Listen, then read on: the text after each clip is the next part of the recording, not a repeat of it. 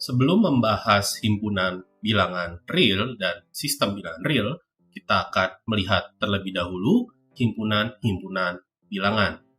Yang pertama, kita punya himpunan bilangan asli. Di sini himpunan bilangan asli adalah himpunan yang berisikan bilangan 1, 2, 3, 4, 5, 6, dan seterusnya. Himpunan ini disimbolkan dengan huruf kapital N. Ini berasal dari kata natural N, yang artinya asli atau alami. Selanjutnya kita juga mengenal apa yang disebut dengan himpunan bilangan cacah. Ini tidak lain merupakan anggota-anggotanya seperti himpunan bilangan asli, namun ada bilangan 0 di sini. Setelah itu kita juga mengenal bilangan-bilangan negatif ya. Dan bila kita kumpulkan seluruhnya dalam satu himpunan, jadi kita punya himpunan bilangan cacah, tadi kita tambahkan dengan bilangan-bilangan negatif, kita akan peroleh yang disebut dengan himpunan bilangan bulat. Di sini himpunan bilangan bulat dinotasikan dengan huruf Z kapital. Di sini Z ini menggambarkan arti dari bilangan dalam bahasa Jerman, yaitu Zahlen. Setelah itu kita juga mengenal bilangan pecahan ya. Di sini pecahan ini didefinisikan sebagai bentuknya paper key, dengan P dan Q-nya adalah anggota atau elemen dari himpunan bilangan bulat, dengan Q-nya tidak sama dengan 0. Jadi bilangan yang di bagian bawah atau biasa kita kenal dengan penyebut ini tidak boleh 0. Jika kita kumpulkan seluruhnya dalam satu buah himpunan, kita sebut himpunan ini adalah himpunan bilangan rasional yang disimbolkan dengan huruf kapital Q yang berasal dari kata quotient atau artinya pembagian. Jika kita kumpulkan seluruhnya, maka ada bilangan-bilangan yang tidak bisa dituliskan dalam bentuk pecahan. Beberapa contoh diantaranya adalah T, E, di sini bilangan Euler, lalu ada akar 2, akar 3, dan lain-lain lagi. Jika kita kumpulkan seluruhnya, kita sebut himpunan ini adalah himpunan bilangan irasional atau bilangan yang tidak rasional. Dan pada akhirnya, jika kita gabungkan himpunan bilangan rasional dan himpunan bilangan irasional, maka kita bisa peroleh himpunan bilangan real yang kita simbolkan dengan huruf kapital R.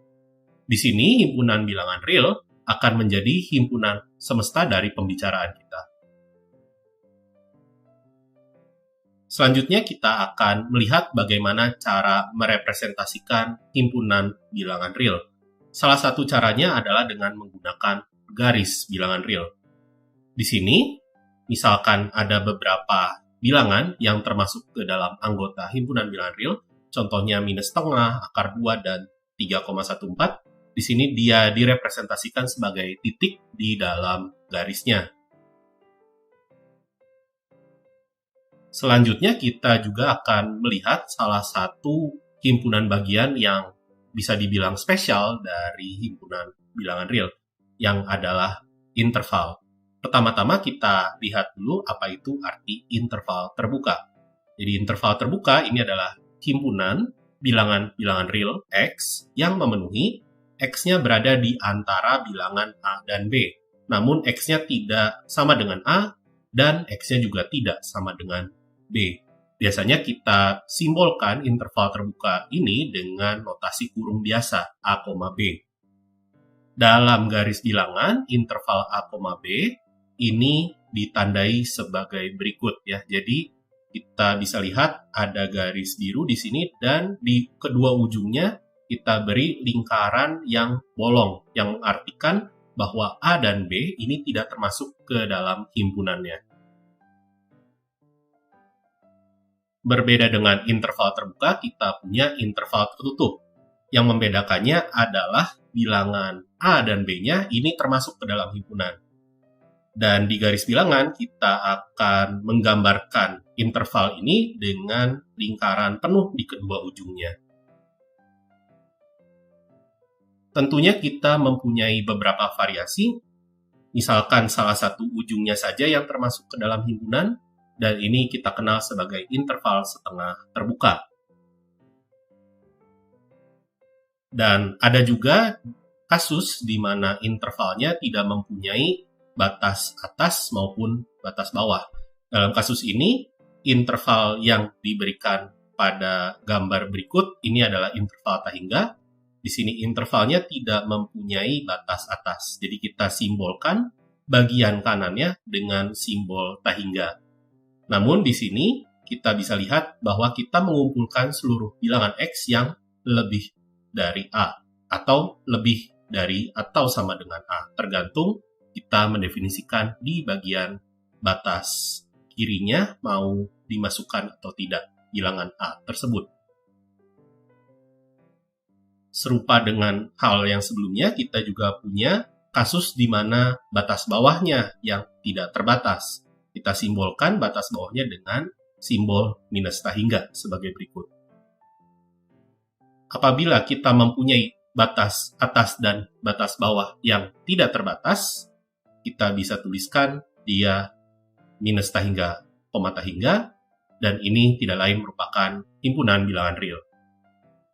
Sebagai catatan bahwa untuk penulisan minus Tahingga dan Tahingga, kita tidak bisa menuliskannya dalam bentuk kurung siku. Kita harus selalu menggunakan kurung biasa.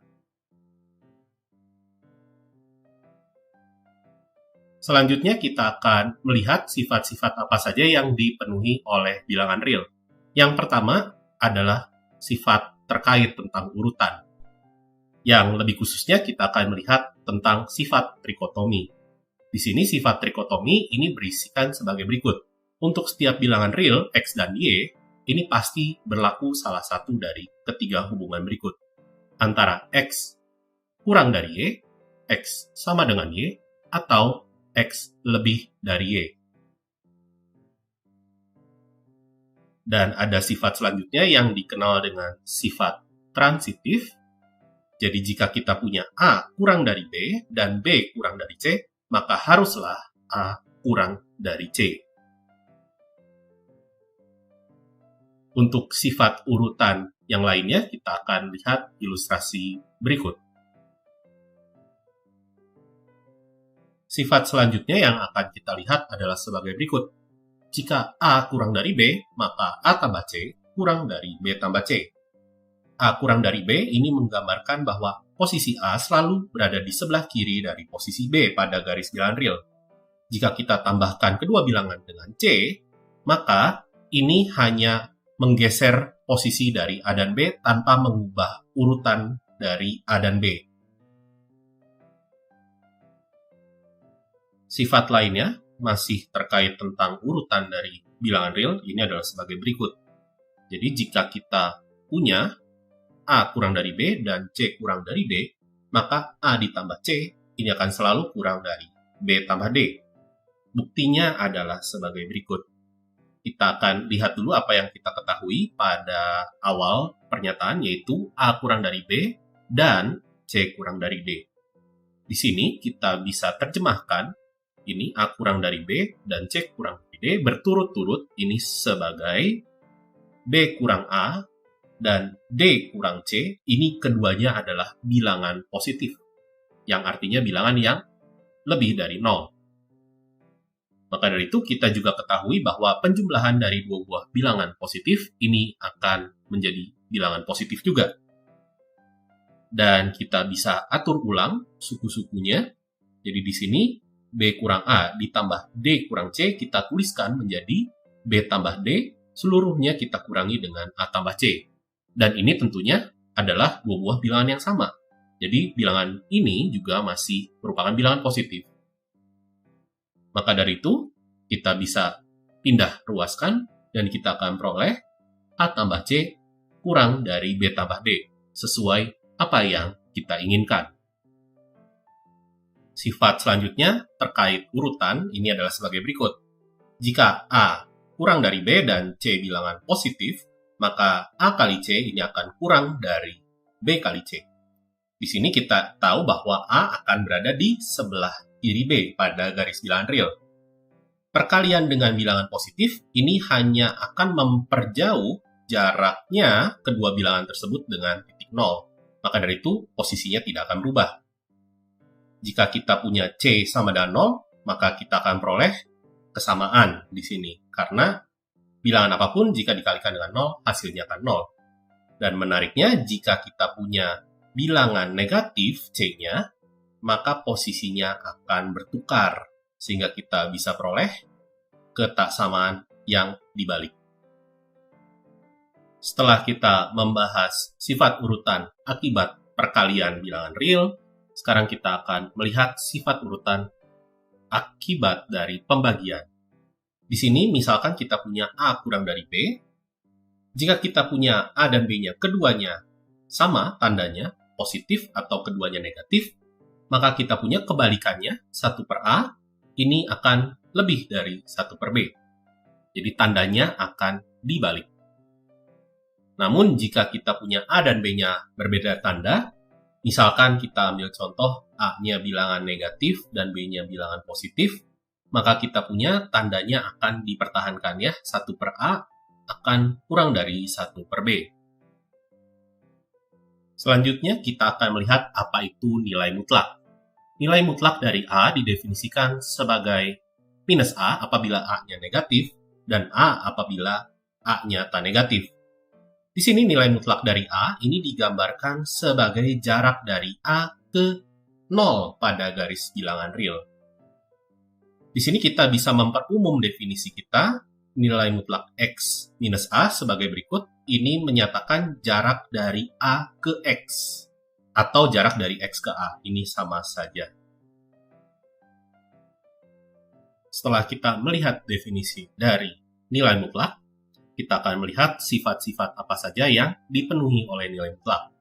Misalkan kita punya 3 buah bilangan real sembarang A, B, dan C, dengan C-nya bilangan positif khususnya, dan N adalah bilangan bulat. Maka kita bisa lihat sifat-sifat yang kita bisa miliki adalah sebagai berikut. Perkalian dari A dan B, jika kita ambil nilai mutlaknya, ini akan sama saja dengan nilai mutlak A dikali dengan nilai mutlak B. Dan ini juga berlaku untuk pembagian, jadi kita bisa terapkan nilai mutlak pada masing-masing sukunya, dengan catatan penyebutnya tidak boleh 0, artinya B-nya tidak boleh sama dengan 0. Selanjutnya kita juga punya A pangkat N, apabila kita mutlakkan, ini akan sama saja dengan nilai mutlak A, lalu kita pangkatkan dengan N. Ini sebenarnya akibat langsung dari poin pertama. Selanjutnya untuk kesamaan dan ketaksamaan dari nilai mutlak, kita akan peroleh 3 buah poin selanjutnya sebagai berikut. Jika kita punya nilai mutlak X sama dengan C, ini hanya dipenuhi jika dan hanya jika X-nya adalah minus C, atau X-nya sama dengan C. Untuk nilai mutlak X kurang dari C, ini akan dipenuhi jika dan hanya jika X-nya berada di antara minus C dan C. Dan untuk nilai mutlak X lebih dari C, ini dipenuhi jika dan hanya jika X-nya lebih dari C atau X-nya kurang dari minus C. Ini bisa kita pahami ketaksamaan dan kesamaan ini dengan menggunakan definisi dari nilai mutlak sebagai jarak. Untuk ketaksamaan yang lainnya, kita punya apa yang dikenal dengan ketaksamaan segitiga. Jadi nilai mutlak dari A tambah B, ini akan selalu lebih kecil atau sama dengan nilai mutlak A ditambah nilai mutlak B. Untuk nilai mutlak A dikurangi B, ini akan selalu lebih besar atau sama dengan nilai mutlak dari nilai mutlak A dikurangi nilai mutlak B. Selanjutnya kita akan lihat ilustrasi bagaimana cara mengerjakan masalah pertidaksamaan yang melibatkan nilai mutlak.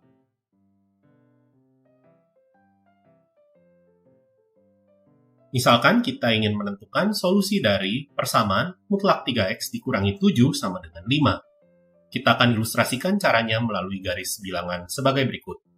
Dengan mengingat bahwa nilai mutlak ini menyatakan jarak, kita akan memandang masalah ini sebagai penentuan seluruh nilai 3x yang jaraknya dengan 7 sama dengan 5. Atau ini setara dengan menentukan seluruh nilai x yang jaraknya dengan 7 per 3 ini sama dengan 5 per 3. Di sini kita akan beri tanda dulu 7 per 3 pada garis bilangan real, dan kita akan hitung jaraknya dengan 5 per 3 di bagian kiri dan kanan. maka kita akan peroleh solusinya adalah 2/3 atau 4.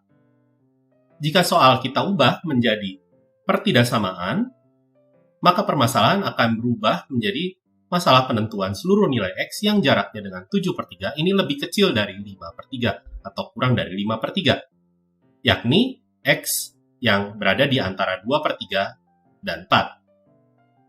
Selanjutnya, untuk masalah yang melibatkan tanda lebih dari, serupa dengan sebelumnya, kita akan peroleh X yang memenuhi adalah X yang lebih kecil atau kurang dari 2 atau X yang lebih dari 4.